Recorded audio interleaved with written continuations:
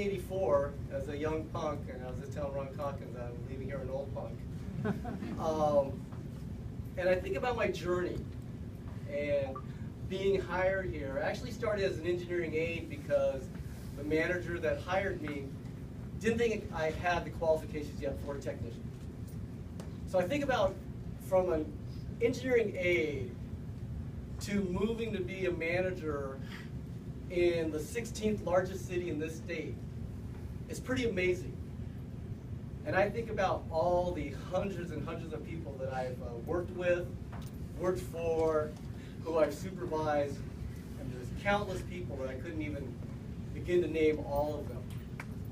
So the one thing I thought, if I was going to thank any one group, I would thank the City of Ventura. I mean, this city, those of you here, those who couldn't be here, I mean, they developed me. They developed me from this aide to being a manager. They taught me things. They led me. They mentored me. They took me into the purchasing office and said, well, this is how we're supposed to do things. And they took me out in the field and showed me this is how we do things. They took me outside and said, hey, this is how we got to do things. So everything that I've learned, I will take with me up to Fremont. And everything I do up there will be a reflection of this city. If there is an encouragement for those who just work their way up, there's no substitute for hard work.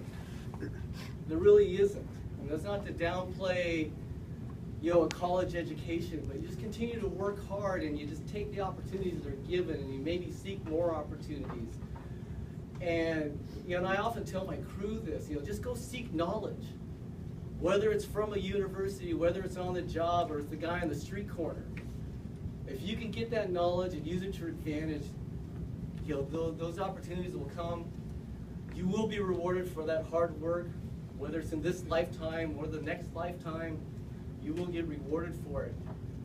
And so this is like a really surreal moment. I mean, it's really just coming, seeing all of you here. Try not to get emotional. Hi, Lynn. But one of the things that I think about, as I've grown into being a leader, one of the things that you do as a supervisor, as a manager, I'm going to be the streets manager. I don't manage the streets. I am managing the people who are out there. And I had a conversation with one of my employees recently during his evaluation. And for those of you who know how I operate, a couple times a week I meet with the crew.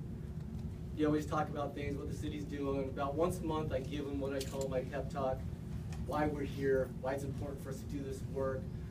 These are the streets that our family, I have this whole, motivational speech of why we're here. And an employee in his evaluation about a month ago tells me, I finally get what you've been doing.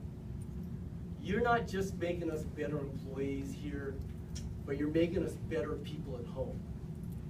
And when I heard that from this gentleman, I really thought that's what it's all about. We're just trying to be good for our community here. On my first, during my interview, and I want to thank Chris Palmieri and Karen Whitehouse, who were on my interview panel here, I told them that other than serving your country, I don't think there's any job more fulfilling than serving the community that you live in. And when I decided to move up to Fremont, I know it's a little pricey, a lot of people from the city commute in from other cities, and I thought, it's important for me to live in Fremont, because that's where I'm going to be serving. And I think the people here, we understand what the city's all about. Yeah, and I will be back someday. I'm not sure if I'll be working back here or not, but this will always be home. And all of you have been my family for 31 years, and so I just want to thank you all very much for being here, and thank you for being part of my life.